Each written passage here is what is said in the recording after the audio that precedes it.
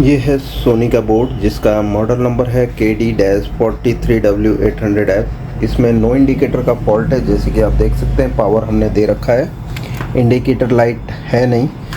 सभी voltages check करते हैं। पहले नेगेटिव प्रोब हमने यहाँ पर टैग कर रखी है, पॉजिटिव प्रोब से हम अब चेक करेंगे सभी वोल्टेजेस। यहाँ पर हमने क्या किया है कि 1 वोल्ट को चेक करने के लिए कि 1 वोल्ट बनते हैं या नहीं, इस आईसी से, इस रेगुलेटर आईसी से हमने यहाँ पर एक जंपर लगाया हुआ है जो कि स्टैंड बाई 3.3 वोल्ट से। और क्योंकि इसके लिए 12 वोल्ट की भी ज़रूरत पड़ती है तो हमने यहाँ पर नीचे एक वायर को सोल्डर कर दिया है 12 वोल्ट की जो स्विच है उसके ऊपर। ये रेगुलेटर की स्विच, ठीक है, इस रेगुलेटर की स्विच पर हमने एक 3.3 वोल्ट का सोल्डर कर दिया है, जो कि आप देख सकते हैं। यहाँ पर हमने ये कनेक्शन कर रखा है और यहाँ 1 वोल्ट दिखना चाहिए। 3.3 देख लेते हैं पहले हमने जहाँ से दिए हैं। ओके, 3.3 कंप्लीट है। 12 वोल्ट चेक कर लेते हैं। स्विच दे दिया है हमने, यहाँ पर आप देख सकते हैं 12 वोल्ट भी यहाँ पर बनने लगे। अब 1 वोल्ट चेक करना है हमें। 3.3 1 वोल्ट बनना ही चाहिए था, नहीं बन रहा है। डायोड टेस्ट में मीटर को रखा है, कॉइल हमने निकाल दी यहाँ पर, जो 1 वोल्ट लाइन आगे बढ़ रही है। अभी हम दोनों साइड में चेक करेंगे। डायोड टेस्ट में रखा है मीटर को।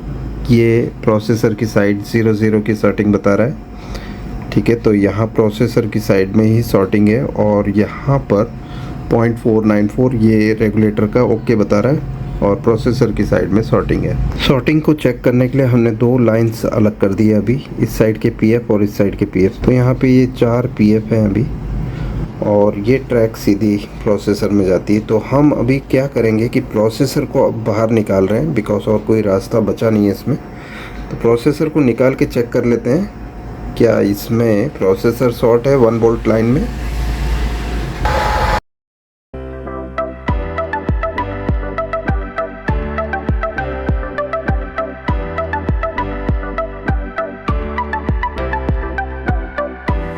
इसके लिए हम ये स्टेंसिल यूज़ करने वाले 0.5 mm की। इसमें आईसी को अच्छे से फिट करके सोल्डर पेस्ट लगाना है। यहाँ पर आप देख सकते हैं हमने स्टेंसिल के होल्स जो है उसके साथ अलाइन कर दिया है आईसी को। अभी हम इसमें सोल्डर पेस्ट लगा के हीट करेंगे, इससे बॉल बन जाएंगे।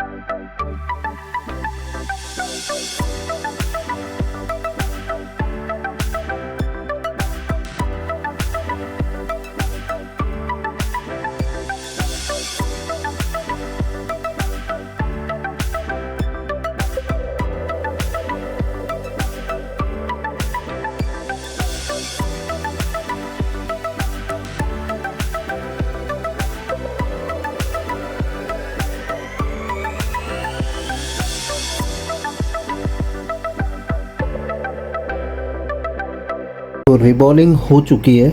अभी हम सॉर्टिंग देख लेते हैं। हमारी यहाँ पर सॉर्टिंग बता रही थी वो अब सही हो गई है, 0.092 हो गया है 00 से। सो ये रिबॉलिंग सक्सेसफुल हुई है दोस्तों। और मुझे ऐसा लगता है कि अब टीवी को चलना ही चाहिए इस कंडीशन में।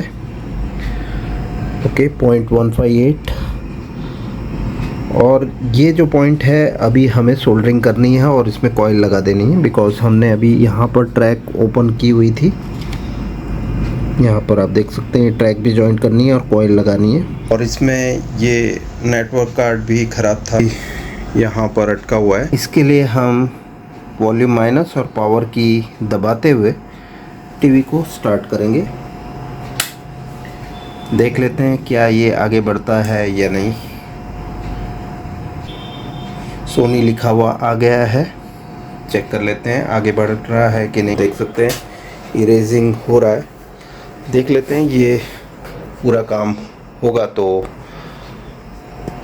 एंड्रॉयड का लोगो आ जाना चाहिए, ठीक है। उसके बाद फिर आगे फंक्शन हो सकता है। यहाँ पर आप देख सकते हैं ये काम कर रहा है।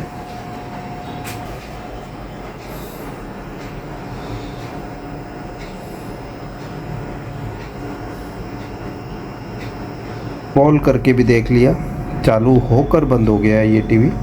और जब हमने प्रोसेसर निकाली नहीं थी तब ये 1 वोल्ट लाइन शॉर्ट थी, फिर हमने प्रोसेसर को रिबॉल करके लगाया तो 1 वोल्ट की लाइन की शॉर्टिंग दूर हो गई थी। तो यहाँ पे डायोड टेस्ट की रीडिंग भी जो शॉर्ट थी हमने प्रोसेसर लगाया उसके बाद सही है, आप देख सकते हैं। ये हमने काम किया, उसके बाद फिर हमने चालू करके देखा तो सोनी लिखा हुआ आ गया, लेकिन उसके बाद फिर बंद हो गया ये।